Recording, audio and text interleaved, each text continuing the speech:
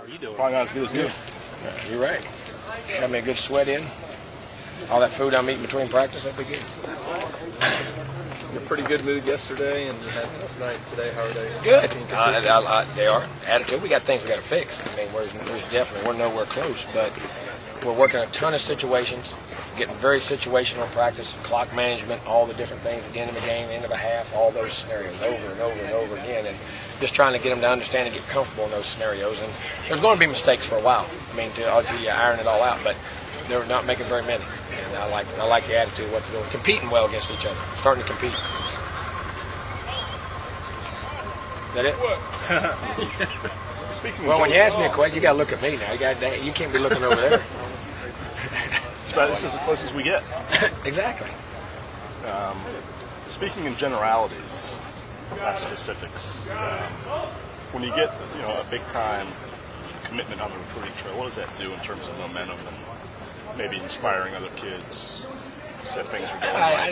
Well, it does, and I think it's like I said last year. I thought two of the biggest recruits we had was Jeff Luck and Marcus Joyner, because at the time they committed, it kind of verified what we were doing and let other people want to come. And it's always good for your program. Anything when you get those guys that feel like good football players, so it doesn't hurt, and it brings momentum and it makes people take notice of what's going on. And like I say, good players all want to play very good players if they're true champions. Right. Well, Marcus had a big role in helping some of these other guys get here. Huge. I mean, and they watch him play and what he does and how energetic he is and what he brings, just like he does out here at practice. And it makes a difference. It makes a difference. With Moody, you get a chance to see some other guys at safety. Yeah, I mean, Jim Jay's in there doing a great job. He's doing some things, and I think Juwan Harley's finally with some roles in there and doing some things. Justin Bright's battling in there and doing some things. Joe Dempsey's finding some ways to get in there. I mean, you get a lot of chances to look at a lot of guys, and we have to build that depth. Was this another day where you saw both sides execute? Yeah, I did. I mean, plays? they're getting real chippy at each other now. I mean, I had to stop it and, hey, everybody quiet it down. Let's go play ball again, which I'd rather say whoa than giddy up, I promise you. What have you seen out of Ty Jones since practicing? A lot of consistency. A different Ty Jones, different guy, different attitude, different person, different demeanor. I mean, really, I've been very pleased with a lot of things he's doing. How much does that go back to his health, Jimbo, and taking care of learning that to manage it? Of Learning to manage it, I think, is a big part of it, and that's forcing him to manage it and taking control of it, because it's the biggest person you neglect in the world is yourself 99% of the time. You know what I'm saying? And you think everything's okay, and when he does that, boy, and you start to see the ability, and he's a smart guy, he's a tough guy, and he's a good football player when he's right. Sounds like the light bulb turned on him. You know what was it that got it going for him? I just think consistency, sees the future, and you're either going to do it this way or you're not.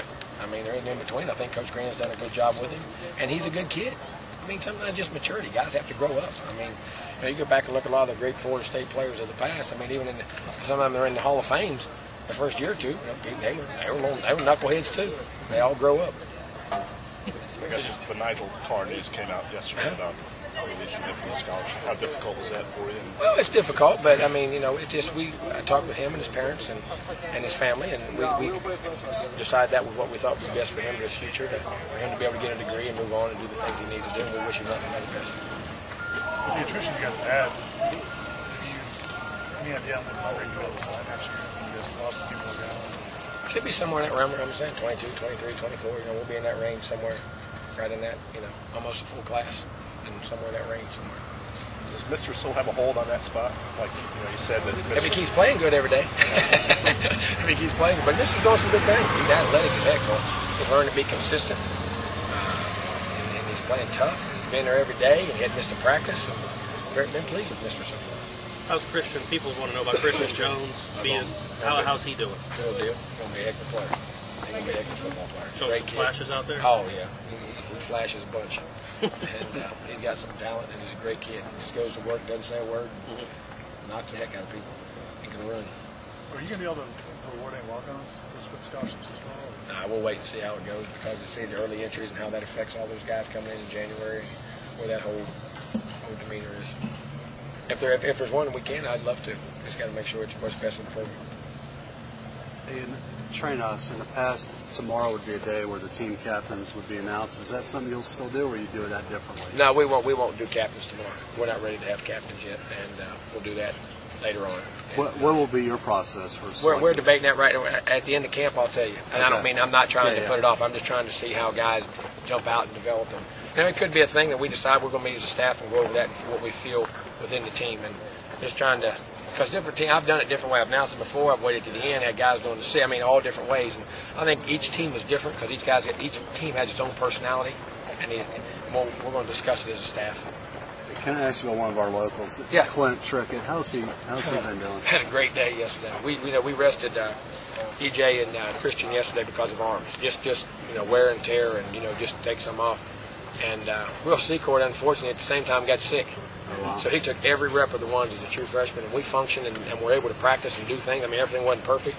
We did a 2-minute drill, made some nice plays. I mean, played in team, and really, I mean, I've been very, very pleased with him. He's a touch son of a gun. His arm talent is doing well, and he understands what he's doing. He's doing a really good job. He's soaking this thing up pretty good. Very good, very good. Works his tail off at it. Is that something you've always done?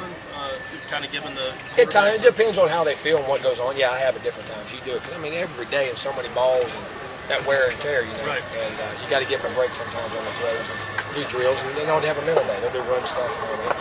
On an average day, like how many balls is Christian throwing? How many balls is EJ throwing? Well, on an average, I would say quality balls. You're talking anywhere from 75 to 105 per day. Quality balls. You know what I mean? So they can some of you warm up things. You get a lot of days, you got to be careful what you do. I'll lighten practice some days, make it more of a run day. I've done that, but sometimes you just need a day off. And I tell you what, it showed in Christian's arm today. He was pretty sharp today. I told him it was good to have him back.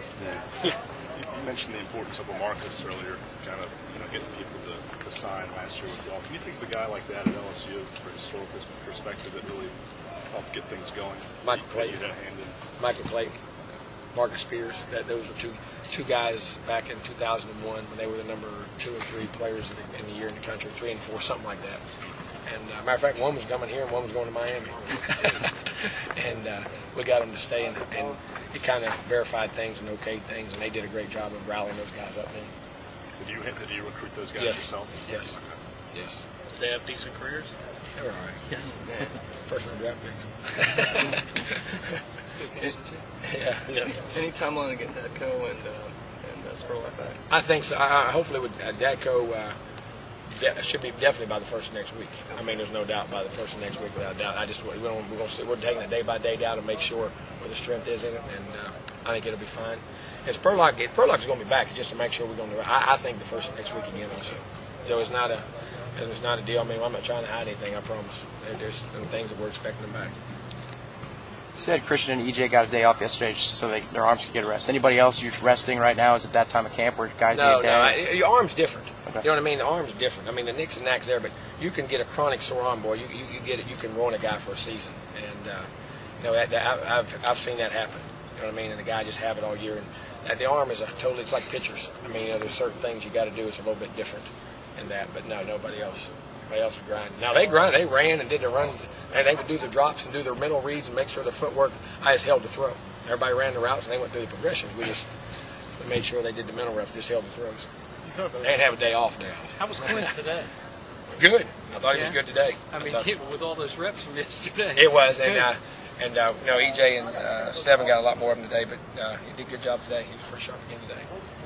And 16, I'm gonna tell you, I've been pleased with 16. Will Secord's been doing a good job, man. I mean, he's developed and confidence is like a different guy. That chippiness, is that just guys, they know what the other side's doing now, or is it? They're getting competitive. They're getting competitive, man. I mean, one guy gets a play on them and they start chirping, and the other chirps, and then that's what good teams do. They take pride and don't want to lose. You know what I mean? And sometimes there's a point in games you win some games during the season because you know something. I'm not losing. You just refuse to lose, and that's the mentality you got to have. But to be able to do it and still have discipline and be able to process what's going on mentally. There's nothing wrong with that. If it gets you out of your mind, then we got to stop it. It's doing it with discipline and intelligence. The man who can play with great intensity, be disciplined, and still be able to think and process information, that's the guy who wins.